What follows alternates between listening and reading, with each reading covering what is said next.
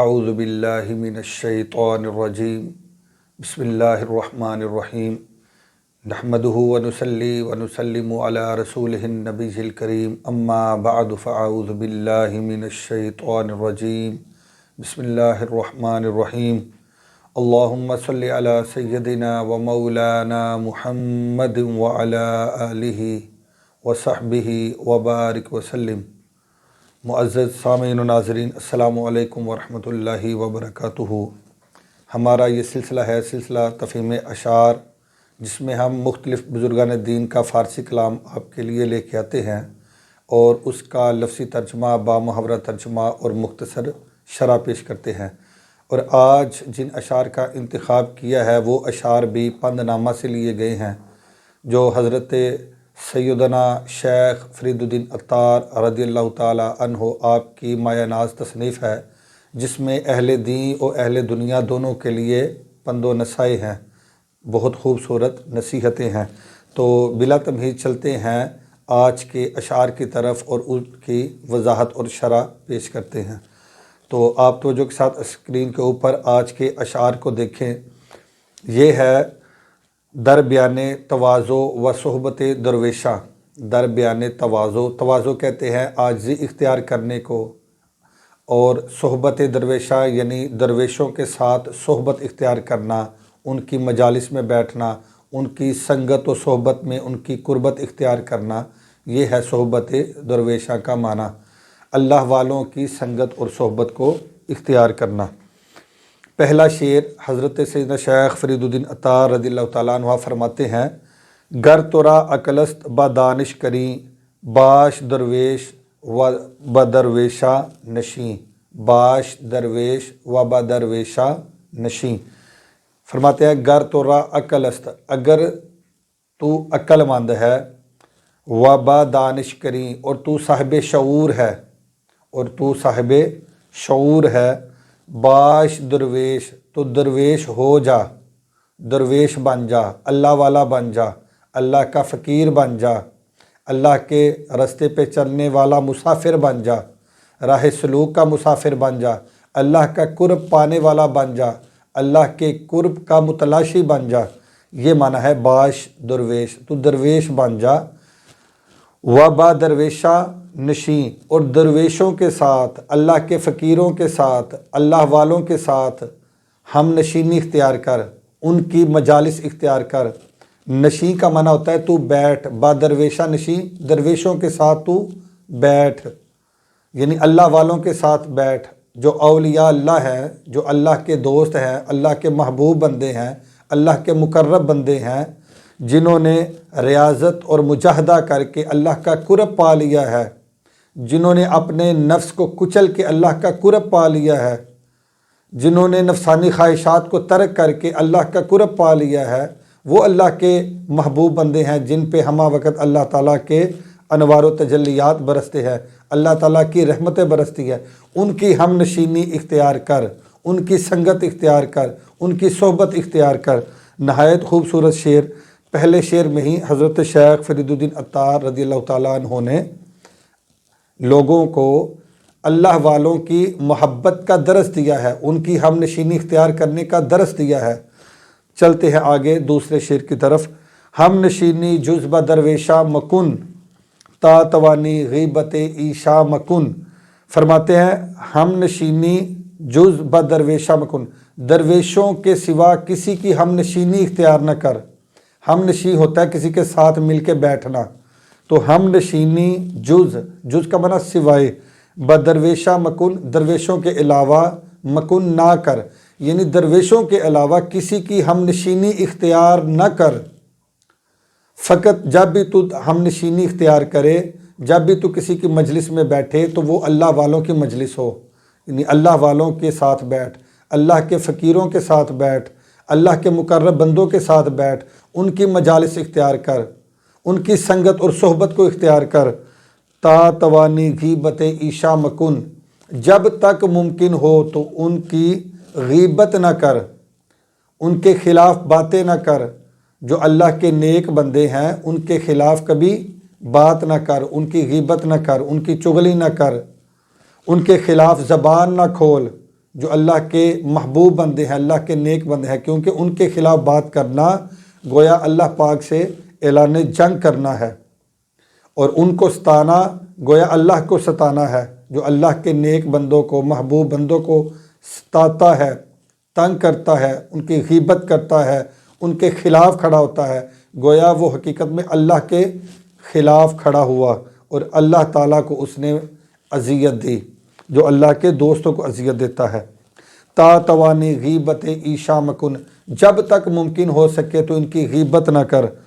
آگے فرماتے ہیں حب درویشاں کلید جنت است، دشمن ایشاں سزائے لعنت است۔ فرماتے ہیں حب درویشاں، درویشوں کی محبت، اللہ والوں کی محبت، یہ کلید ہے جنت کی۔ کلید کہتے ہیں چابی کو، کلید جنت، جنت کی چابی ہے۔ یہ مرکب اضافی ہے جس میں کا، کی، کے وغیرہ اس کا معنی آتا ہے۔ کلید جنت، جنت کی چابی ہے۔ است کا معنی ہے۔ حب درویشاں کلید جنت است، حب درویشاں کلید جنت است، درویشوں کی محبت، اللہ والوں کی محبت، اللہ کے مقرب بندوں کی محبت، یہ جنت کی چابی ہے۔ ان کی محبت اختیار کرو گے تو گویا تمہارے ہاتھ جنت کی چابی آ گئی۔ اللہ والوں کی محبت جنت کی چابی ہے۔ دشمن ایشاں سزائے لعنت است، اور ان کا جو دشمن ہے، اللہ والوں کا جو دشمن ہے، اللہ کے فقیروں کا جو دشمن ہے، اللہ کے مقرب بندوں کا جو دشمن ہے، یہ لعنت کا مستحق ہے۔ سزائے لعنت، سزائے لعنت کا معنی لعنت کا سزاوار ہے، لعنت کا حقدار ہے، لعنت کا مستحق ہے۔ دشمن ایشا، ان کا دشمن، اللہ والوں کا دشمن، سزائے لعنت است، یہ لعنت کا مستحق ہے۔ چلتے ہیں اگلے پیج کی طرف، آپ دیکھیں آپ کے سامنے اوپن ہو چکا ہے۔ پوشش درویش غیر از دلک نیست، در پے کامو ہوائے خلق نیست۔ پوشش درویش غیر از دلک نیست، در پے کامو ہوائے خلق نیست۔ یہاں حضرت سیدنا شیخ فرید الدین عطار رضی اللہ تعالیٰ عنہ آپ فرماتے ہیں کہ درویش کا لباس، پوشش کا معنی ہوتا ہے لباس، پوشش درویش، درویش کا لباس، غیر از سوائے دلک نیست، دلک کے، دلک کہتے ہیں گودڑی کو، گودڑی یہ ایک مخصوص فقراء کا لباس ہوتا ہے، اسے ہم فقراء کا جبہ بھی کہہ سکتے ہیں۔ درویشوں کا جو جبہ اس کو دلک کہتا ہے، یعنی گودڑی، جو رنگ برنگے کپڑوں کے ساتھ پیوند ہوتا ہے، اس کے اوپر مختلف پیوند لگے ہوتے ہیں، مختلف کپڑوں کے پیس لگے ہوتے ہیں رنگ برنگے، یہ ایک خاص قسم کا لباس ہوتا ہے۔ مراد اس سے یہ مخصوص لباس نہیں، مراد اس سے سادہ لباس ہے، یعنی درویشوں کا لباس یہ تفاخرانہ نہیں ہوتا، تفاخرانہ لباس نہیں ہوتا، سادگی والا لباس ہوتا ہے۔ پوشش درویش غیر از دلک نیست، درویشوں کا لباس سوائے گودڑی کے کچھ نہیں ہے۔ در پے کامو ہوائے خلق نیست، اور یہ مخلوق کی طرح، عامت الناس کی طرح، در پے کامو ہوا یعنی خواہشات اور طمع اور لالچ کے در پے نہیں ہوتے، خواہشات کے پیچھے بھاگنے والے نہیں ہوتے۔ یہ ایک ان کی علامت ہے درویشوں کی، اللہ کے فقیر بندوں کی، اللہ کے مقربین کا یہ ایک علامت ہے کہ وہ مخلوق کی طرح، عامت الناس کی طرح خواہشات نفسانی کے غلام نہیں ہوتے، خواہشات کے پیچھے نہیں بھاگتے، طمع اور لالچ کے پیچھے نہیں جاتے، ان کے اسیر نہیں ہوتے، ان کے غلام نہیں ہوتے۔ تو یہ ہے در پے کام و ہوائے خلق نیست، یہ مخلوق کی طرح ان کاموں کے پیچھے، خواہشات نفسانی کے پیچھے نہیں بھاگتے۔ چلتے ہیں آگے۔ مرد تا نہ نہد بفرق نفس پائے، راہ کجا یابد بدرگاہ خدائے، راہ کجا یابد بدرگاہ خدائے۔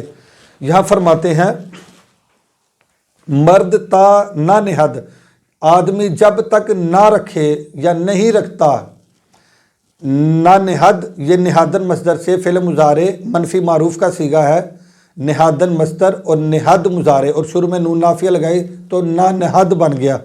مرد تا نہ نہد، آدمی جب تک نہ رکھے، بفرق نفس پائے، بفرق، فرق کہتے ہیں چوٹی کو، یوں سمجھ لیں کہ یہ نفس ہے اور یہ نفس کے اوپر چوٹی ہے، اس کا سر ہے، اس کی جو مانگ ہے، مانگ کو کہتے ہیں فرق۔ تو بفرق نفس، نفس کے فرق، نفس کی مانگ پر یا نفس کی چوٹی پر یا نفس کے سر پر، پائے کا معنی پاؤں۔ آدمی جب تک، مرد تا نہ نہاد، آدمی جب تک نہ رکھے نفس کے سر پر پاؤں، یہ معنی ہوگا آدمی جب تک نہ رکھے نفس کے سر پر پاؤں یا نفس کی چوٹی پر پاؤں، مراد اس سے کہ نفس کو جب تک آدمی کچل نہیں دیتا، اور نفس سے مراد یہ نفس امارہ ہے جو گناہ کا حکم دیتا ہے، آدمی جب تک نفس امارہ کو کچل نہیں دیتا، اس کی خواہشات کو ختم نہیں کر دیتا، نفس کو مار نہیں دیتا، راہ کجا یا بدرگاہ خدائے، تو اس وقت تک وہ اللہ کی بارگاہ کا رستہ کیسے پا سکتا ہے؟ راہ کجا یابد، کجا کا معنی کب یا کیسے، راہ کجا یابد، اور یابد یہ یافتن مصدر ہے، یافتن کا معنی ہوتا ہے پانا، یافتن کا معنی پانا، اور یابد اس سے فعل مضارع کا صیغہ ہے۔ راہ کجا یابد، وہ راستہ کیسے پا سکتا ہے؟ بدرگاہ خدائے، اللہ تعالیٰ کی بارگاہ کا وہ راستہ کیسے پا سکتا ہے؟ جب تک وہ نفس کی خواہشات کو کچل نہیں دیتا، جب تک وہ نفس امارہ کو مار نہیں دیتا، جب تک اس کی چوٹی پہ پاؤں نہیں رکھتا، اس کے سر کو کچل نہیں دیتا، تو وہ اللہ تعالیٰ کی بارگاہ کا راستہ کیسے پا سکتا ہے؟ مراد اللہ کا قرب کیسے پا سکتا ہے؟ جب تک وہ نفسانی خواہشات کا غلام ہے، نفس امارہ کا غلام بنا ہوا ہے، اس وقت تک وہ اللہ کی معرفت اور اللہ کا قرب حاصل نہیں کر سکتا۔ چلتے ہیں آگے۔ مرد راہ در بند کسر و باغ نیست، در دل او غیر درد و داغ نیست۔ یہاں حضرت سیدنا شیخ فرید الدین عطار رضی اللہ تعالیٰ عنہ فرماتے ہیں کہ مرد راہ جو راہ سلوک کا مسافر ہے، جو مرد ہے، جو اللہ کی قرب کا متلاشی ہے اور اللہ کا قرب پانے کے لیے نکلا ہے، یہ ہے مرد راہ۔ یہ جو راستے کا مرد ہے، یہ جو مرد راہ ہے، یہ در بندے کسر و باغ، یہ محلات اور باغات کی فکر میں نہیں ہوتا، ان کا قیدی نہیں بنتا، ان کا غلام نہیں بنتا۔ بند کا معنی بندے، کسر یعنی محلات کی فکر میں نہیں ہوتا، بند کا معنی فکر یا غلام یا قیدی، ان معنوں میں یہ استعمال ہوتا ہے۔ جب تک یہ راستے کا مسافر، یہ مرد راہ جو اللہ کی معرفت، اللہ کی قربت پانے کے لیے نکلا ہے راستے پہ، جو راہ سلوک کا مسافر ہے، یہ در بندے کسر و باغ نیست، یہ محلات اور باغات کی فکر میں نہیں ہوتا کہ میں محلات کو تعمیر کر لوں، میں یہ باغات حاصل کر لوں، یہ جگہ میں حاصل کر لوں، یہ بلڈنگ، یہ مکان میں حاصل کر لوں۔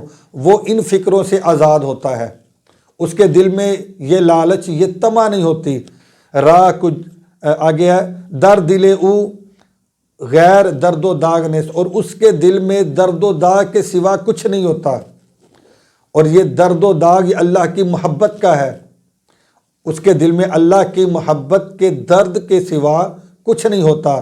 وہ بارگاہ ایزدی میں قرب پانے کے لیے نکلا ہے، وہ اللہ کا قرب پانے کا وہ متلاشی ہے، وہ اللہ کی رضا پانے کے لیے نکلا ہے، تو اس کے دل میں یہ اللہ کی محبت، اللہ کی رضا کا ایک درد ہے، تو اس کے دل میں رضا الہی کے درد کے علاوہ کچھ نہیں ہوتا۔ چلیں آگے جی۔ گر عمارت راہ بری بر آسماں، عاقبت زیر زمیں گردی نہاں۔ گر عمارت راہ بری بر آسماں، عاقبت زیر زمیں اندر نہاں۔ گر عاقبت زیر زمیں گردی نہاں، یہاں فرماتے ہیں اگر تو اپنی عمارت کو، اپنی بلڈنگ کو آسمانوں تک لے جائے، گر عمارت راہ، اگر تو عمارت کو بری لے جائے، بردن مصدر ہے لے جانا، اور اس سے فعل مضارع واحد حاضر کا یہ صیغہ ہے بری تو لے جائے۔ اگر تو عمارت کو آسمانوں تک لے جائے، بر آسمان، آسمان پر لے جائے، یعنی تو اتنا دنیا کا مال و ثبات اکٹھا کر لے، دنیا کا تو امیر ترین بھی اگر بندہ بن جائے اور اتنا مال و دولت اکٹھا کر لے اور تو اپنی بلڈنگ کو اپنی عمارت کو اگر آسمان کی بلندیوں تک بھی لے جائے تو کیا ہوگا؟ عاقبت زیر زمین گردی نہا، آخر کار تیرا انجام یہ ہوگا کہ تجھے زیر زمین کے اندر چھپنا ہی ہوگا۔ اگرچہ تو اپنی عمارت آسمان تک بھی لے جائے پھر بھی آخر کار تجھے زیر زمین جانا پڑے گا۔ مراد اس سے تجھے موت آنی ہے اور تو نے قبر میں جانا ہے، پھر بھی تجھے زیر زمین یعنی قبر میں جانا ہی پڑے گا، قبر سے تجھے چھٹکارا حاصل نہیں ہو سکتا۔ تو یہ ہے عاقبت زیر زمین، آخر کار زمین کے اندر، زمین کے نیچے گردی نہا تو پوشیدہ ہوگا، چھپ جائے گا، یہ تیرا انجام ہوگا۔ چلے جی آگے، گر چو رستم شوکت و زورت بود، جائے چو بہرام در گورت بود۔ اگرچہ تو زور، طاقت، روب، دبدبے میں رستم زماں بن جائے، گر چو رستم شوکت و زورت بود، اگر رستم زماں کی طرح تیرا روب ہو، تیرا دبدبہ ہو اور تیری طاقت ہو، اگرچہ رستم زماں بھی تو زمانے کا بن جائے، اگر تو رستم زماں بھی بن جائے پھر بھی جائے چو بہرام در گورت بود، پھر بھی بہرام کی طرح تیرا ٹھکانہ قبر ہی ہوگا، قبر سے پھر بھی تجھے چھٹکارا نہیں۔ اگرچہ تو دنیا کا مال و ثباب اکٹھا کر کے اپنی عمارت، اپنی بلڈنگیں آسمانوں تک بھی لے جائے پھر بھی تیرا ٹھکانہ قبر ہوگا، پھر بھی تجھے موت سے چھٹکارا نہیں، پھر بھی تو نے قبر میں آنا ہے، زیر زمین جانا ہے۔ اور اگرچہ تو اتنا پہلوان بن جائے اور اتنا روب و دبدبے والا بن جائے، اگر تو حکمران وقت بن جائے، اگر تو زمانے کا بھی حکمران بن جائے پھر بھی تجھے موت سے چھٹکارا نہیں، پھر بھی آخر کار تو نے قبر میں جانا ہے۔ آگے حضرت سیدنا شیخ فرید الدین عطار رضی اللہ تعالیٰ عنہ پھر بچوں کو نصیحت کرتے ہیں، اپنے لوگوں کو نصیحت کرتے ہیں، اہل دین اور اہل دنیا دونوں کے لیے نصائح ہیں۔ پھر آخر میں فرماتے ہیں، اے پسر از آخرت غافل مباش، اے بیٹے جب یہ سب چیزیں تو نے سن لی ہیں، اگرچہ تو اتنا مال و دولت بھی اکٹھا کر لے، اگر تو طاقتور بھی بن جائے پھر بھی تجھے موت سے تو چھٹکارا نہیں، زیر زمین تو تجھے جانا ہے، قبر میں تو تجھے جانا ہے۔ جب یہ تو نے سارا کچھ سن لیا تو اے بیٹے اب میری یہ نصیحتیں بھی سن لے۔ فرماتے ہیں، اے پسر از آخرت غافل مباش، اے بیٹے آخرت سے غافل نہ ہو۔ مباش یہ فعل نہیں کا صیغہ ہے، اس کا معنی ہوتا ہے نہ ہو۔